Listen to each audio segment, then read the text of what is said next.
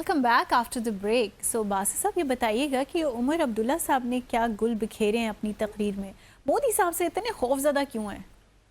भाई मोदी साहब से बड़े बड़े लोग खौफजदा हैं। अगर उमर अब्दुल्ला भी हैं तो क्या फ़र्क पड़ता है। अभी उनका बड़ा पॉलिटिकल करियर आगे उनको नज़र आ रहा है और मोदी साहब को उन्होंने झप्पी लगा दी है, जिस तरह इन्होंने पहले अटल बिहारी वाजपेयी को लगाई थी। सही। उनके मिनिस्टर ऑफ स्टेट भी रह चुके हैं। तो इस दफ़े जो मकबूजा जम्मू और कश्मीर में इंतखाबात हुए उसमें जो इनका एजेंडा था वो आप कह सकते हैं कि 2 पॉइंट एजेंडा था। डेवलपमेंट तो एक साइड पे रही, लेकिन जो पॉलिटिकल एस्पेक्ट से एक ये कि जी मकबूजा जम्मू और कश्मीर की जो खसूसी हैसियत है जो अंडर आर्टिकल 370 और 35A के कॉन्टेक्स्ट में थी, उसको बहाल किया जाए और फिर मकबूजा जम्मू और कश्मीर को रियासत का दर्जा दिया जाए, क्योंकि अभी यूनियन टेरिटरी है और लद्दाख को भी अलग कर दिया है। अब ये सोनमर्ग टनल का इफ्तिताह हुआ 13 जनवरी को, प्राइम मिनिस्टर मोदी वहाँ पहुँचे हुए थे और गंदरबल में ये तो वहाँ पे चीफ मिनिस्टर उमर अब्दुल्ला साहब, चूँकि नेशनल कॉन्फ्रेंस इंतखाबात जीती, तकरीबन 42 सीटें उन्होंने ली। तो अब तकरीर जो है ना वो सुन के हंसी भी आती है और दिल उदास भी होता है, सच्ची बात है, क्योंकि ये जो अब्दुल्लाज़ हैं ना, इन्होंने ही कश्मीर कॉज को बहुत नुकसान पहुंचाया है।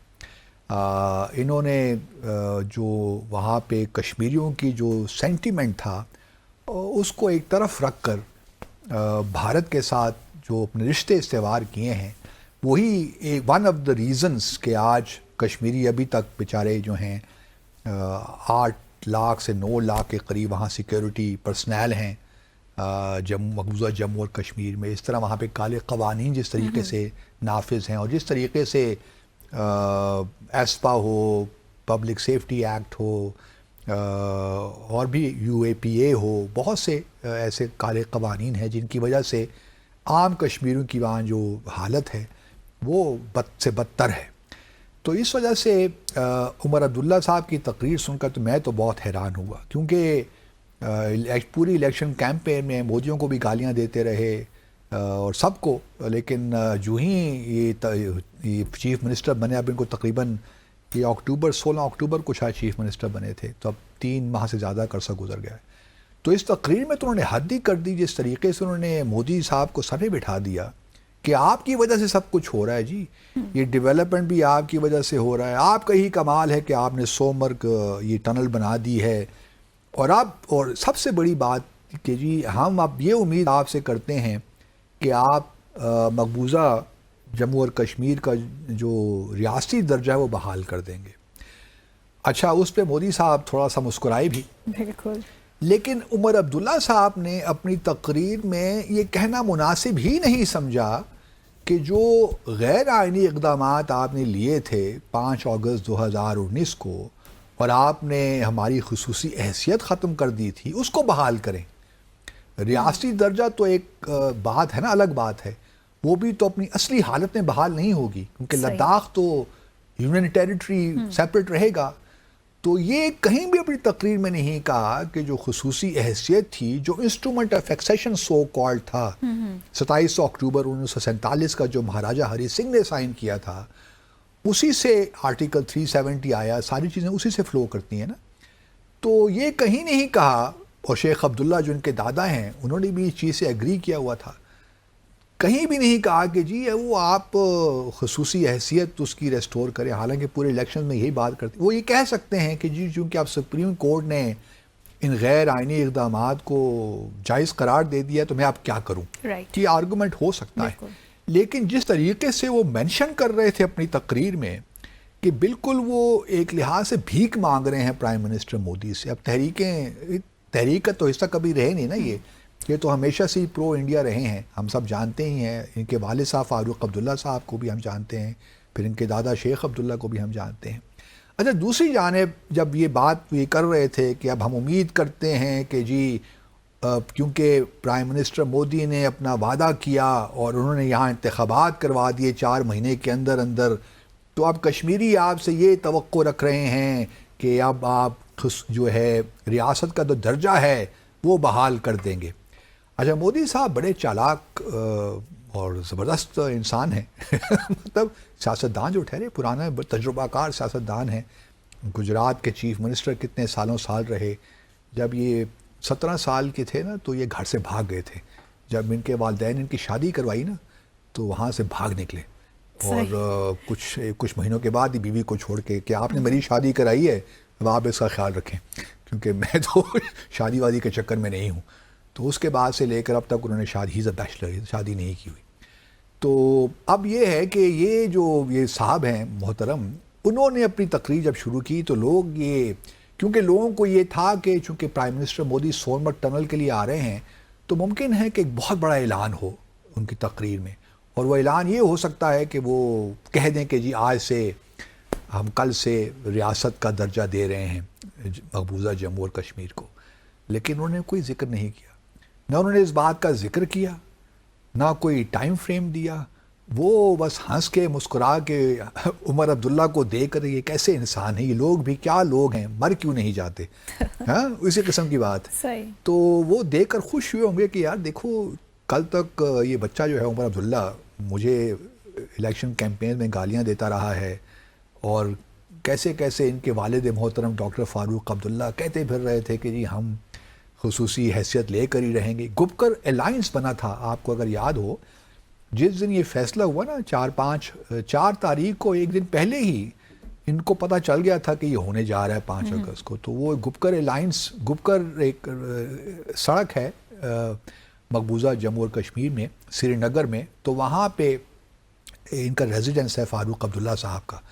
تو ادھر یہ میٹنگ ہوئی, اس میں محبوبہ مفتی وغیرہ اور بھی جو کشمیری رہنما تھے وہاں موجود تھے. حریت آبویسلی نہیں تھی, حریت کو تو پہلے سے ہی پابند سلاسل کیا ہوا ہے. تو یہ جو پرو انڈیا لوگ ہیں سارے وہاں موجود تھے. تو انہوں نے ایک گپکر الائنس بنایا تھا اس کی خصوصی حیثیت کی بحالی کے لیے. اب وہ گپکر الائنس تو پتہ نہیں ہوا میں کہیں تحلیل ہو گیا ہے, لیکن سوال یہی پیدا ہوتا ہے کہ ان لوگوں کی وجہ سے آج شیخ عبداللہز ہوں یا ایون مفتیز بھی ہوں فار دیٹ میٹر, ان لوگوں کی وجہ سے ایک چونکہ بعض ہر دفعے یہ بھارت کے کانسٹیٹیوشن کی بات کرتے ہیں کہ جی جو بھی فیصلہ ہو وہ بھارت ایک کانسٹیٹیوشن کے مطابق ہو. اب تو بھارت ایک کانسٹیٹیوشن میں بھی تبدیلیاں آ گئی ہیں 370 کے بعد.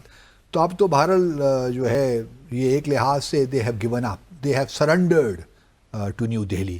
لیکن ابھی بھی جہاں تک میرا خیال ہے کہ جو میجورٹی ہے کشمیریوں کی, ان کے دل و دماغ ابھی تک بھارت کے تسلط کو نہیں تسلیم کر پائے. جس طرح ہم دیکھ رہے ہیں نا فلسطین میں جو کچھ ہو رہا ہے, کشمیر میں چلیے وہ ہم نے نظر نہیں آتی چیزیں اس وقت, لیکن ایک طویل جد و جہد تو ہے اگر آپ دیکھیے. لیکن یہ بات میں آخر میں ضرور یہ سیگمنٹ ختم ہونے سے پہلے کہنا چاہتا ہوں کشمیریوں سے کہ دیکھیے اگر آپ یہ سمجھتے ہیں کہ صرف سفارت کاری سے اور پاکستان کی ہم بھی اب سپورٹ اس طرح نہیں کر پا رہے جو ہمیں کرنا چاہیے تھا, اس سے آپ کو آزادی مل جائے گی یا آپ کو حق خود ارادیت مل جائے گا, تو ایسا کبھی نہیں ہوگا. Let me be honest about it. اس کے لیے آپ کو مزید قربانیاں دینی پڑیں گی, اور کوئی بھی جو آزادی ہے نا جو آکوپائی کرتا ہے, آکوپائر ہوتا ہے, وہ آپ کو آزادی پلیٹ میں رکھ کے نہیں دیتا. اس کے لیے آپ کو قربانیاں دینی پڑتی ہیں. آپ نے قربانیاں دی ہیں, اس سے کوئی انکار نہیں کر رہا, لیکن یہ جو معاملہ ہے یہ مزید قربانیوں کا متقاضی ہے. اب کشمیری کتنی قربانیاں دے سکتے ہیں؟ کیا وہ فلسطینیوں کی طرح اپنے جو ہے شہادتیں پیش کر سکتے ہیں؟ مطلب دیکھیے نا وہاں بھی اگر 50,000 کے قریب لوگ شہید ہوئے تو 70% کے قریب وہاں پہ خواتین اور بچے تھے. بالکل. تو یہ قربانیوں کا جو فلسطینیوں کا لیول ہے نا, یہ کہیں I do not know, argument یہ بھی آ سکتا ہے کشمیریوں کی جانب سے کہ جی فلسطینیوں نے کہاں آزادی حاصل کر لی, اتنی قربانیاں تو انہوں نے بھی دے دی نا. تو آپ کا آرگومنٹ تو غلط ثابت ہو گیا, کیونکہ فلسطینیوں کو تو آزادی نہیں مل رہی, حالانکہ انہوں نے ہم سے شاید زیادہ قربانیاں دی ہوں, زیادہ مظالم انہوں نے برداشت کیے ہوں اسرائیل کے. لیکن سوال یہی پیدا ہوتا ہے کہ شاید ابھی نہیں فلسطینیوں کو آزادی ملی, لیکن کیا معلوم آج سے 10 سال بعد 20 سال بعد کیا صورتحال ہو. اس وقت تو حماس اور ایون پیلسٹینین اتھارٹی میں بھی پرابلمز لگتے ہیں Exactly. فلسطینیوں کے اندر، جس طرح کشمیر میں بھی ہے، کشمیریوں کے اندر بھی ایشوز ہیں نا، ایک طرف حریت ہے، دوسری طرف یہ پرو انڈیا ہیں، کچھ اور لوگ بھی ہیں، تو اس وجہ سے یہ تو ایک چلیے لاجیکل چیز ہے کہ جو بھی تحریک ہوگی سب ایک ہی صفحے پہ تو نہیں ہو سکتے نا، اختلاف رائے ہوتا ہے، اس میں کوئی قباحت نہیں ہے، لیکن یہ نہیں ہونا چاہیے کہ جو آپ پہ غاصب ہے آپ اسی گود میں جا کر بیٹھ جائیں، جو یہ یہ عبداللہ وغیرہ جو کر رہے ہیں، بالکل تو یہ جو ہے یہ ایک آپ کہہ سکتی ہیں کہ بہت بدقسمتی ہے اس ساری جد و جہد کی. کم از کم اگر دیکھو نا پی ایل او یا فتح جو ہے یا محمود عباس کی جو گورنمنٹ ہے ویسٹ بینک میں، وہ کم از کم فلسطین اسرائیل کو مانتی تو ہی نا اس کی آکوپیشن کو. یہاں تو عبداللہ مان رہے ہیں کہ جی آپ نے جو کیا، praising him, not only praising, accepting his illegal actions.